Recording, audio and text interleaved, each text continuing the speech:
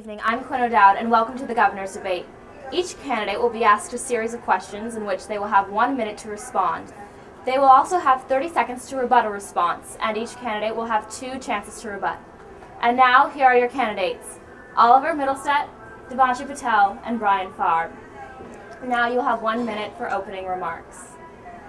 Hello, my name is Oliver Middlestedt, and I'm running to be your 62nd Youth Governor. And I'm just here to answer any questions that they have. I think it'll offer some insight as to who we are, hopefully personally and as a candidate. And I hope that we can answer any questions that you guys might have. Thank you. Hi, I'm Devanshi Patel, and I'm running to be your 62nd Youth Governor. I just wanted to say thank you for this great opportunity.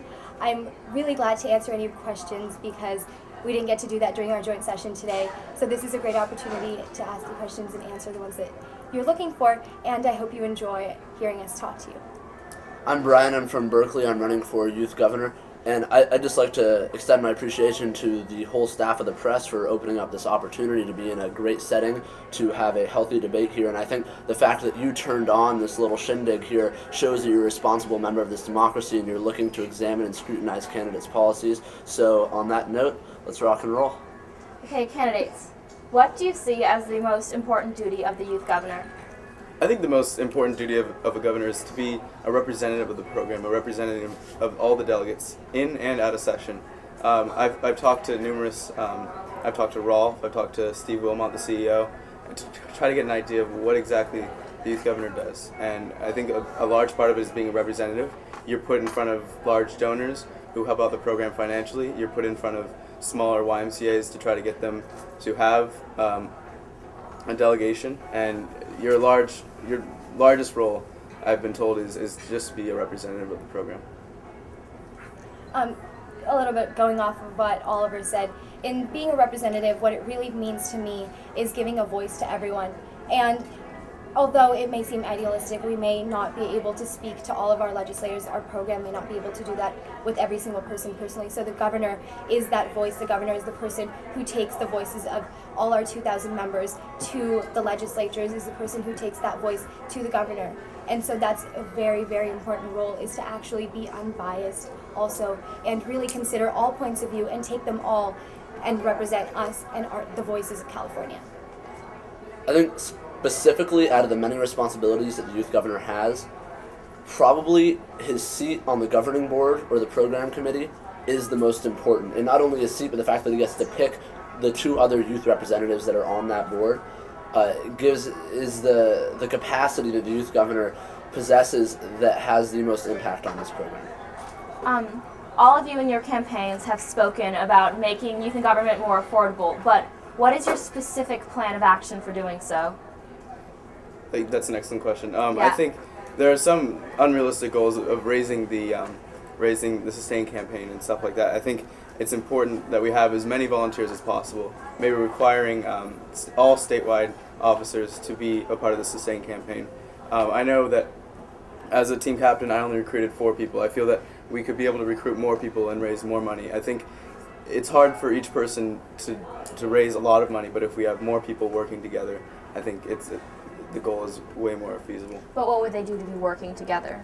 What they'd be working together is just recruiting more people, having more people out there. Honestly, I think we have so many people who can raise money for this program, and to limit it to just the 100 in the youth section of the Sustain campaign, I think we need to reach out and have more opportunity to raise money. Also, as a member of the Sustain campaign, something I've noticed is that although we do have a very big, or not a very big, but we have our statewide Sustain campaign, also different delegations have their Sustain campaigns, but something that I would do to make sure that all of the different delegations ran their Sustain campaigns, their individual ones, in a synchronized manner, and all of them did different things in order to raise their money for that delegation, because a delegation in a certain area can raise money by itself. I know my delegation does this, but we have call nights where we just all get together and everyone just picks up a whole bunch of phone lists and everyone just calls out for money. And that's something we do on the statewide Sustain campaign, but also it helps us raise a lot of money for our individual delegation. So I would make sure that a lot of delegations do that, or all the delegations have synchronized plans in which they can raise money for their personal delegation. Great. I'll try to fit this into a minute. There are several ways in which I will use my jurisdiction as head of the youth division of the Sustain campaign should I be elected governor. to stimulate that campaign and free up more scholarship money for you delegates. Number one, I'm currently in the process of organizing a 5,000 person concert up in Point Richmond. Hopefully we'll bring in about $35,000 to $50,000 for the program.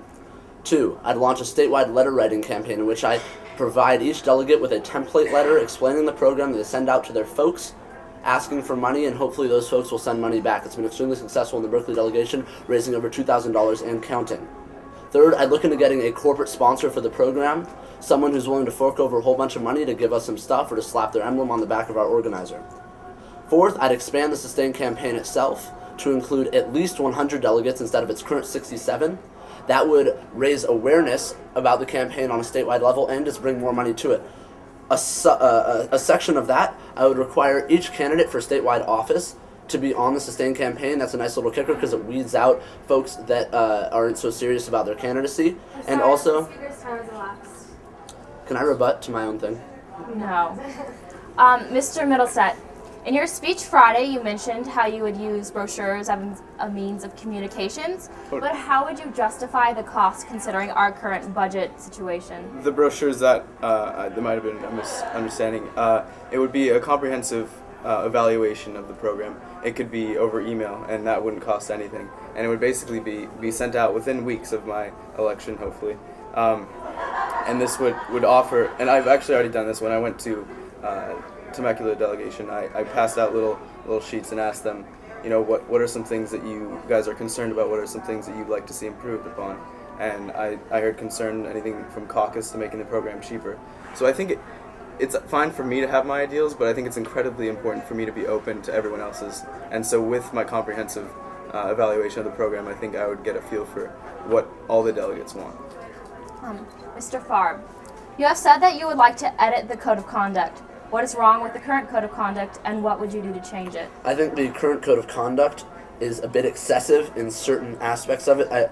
I believe it is my understanding that the purpose of the Code of Conduct is to A, rid the program of any liability, and to B, keep all our delegates safe and maintain their individual rights. I feel that there are certain aspects of it that need to be addressed because they are excessive and impinging upon the rights of us delegates, and that as 16, 17, 18-year-olds, we are responsible enough to to behave in ways that are more liberal.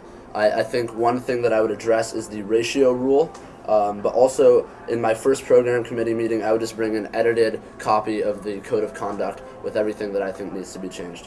What are some changes that you want to implement? Are we allowed to ask questions? Is that or Yes, is it what rebuttal changes would or you? Yeah. besides the ratio? Yeah, besides the ratio. You said you'd bring an edited version. Just curious. I think that some of the dancing, and to be perfectly honest, I'm not entirely positive what the regulations are for inappropriate dancing are mentioned in the Code of Conduct, but I know it dances at Bob's. We've had people on podiums with giant flashlights shining in and getting people in trouble, citing people for inappropriate dancing. That's really not putting any of our delegates at risk. I think some of the wearing badges stuff is just too excessive. I think advisors abuse some of their power, so I think making the Code of Conduct is one way to address that, or making it more liberalized is one way to address that. Can I just say something in response to that? Yes.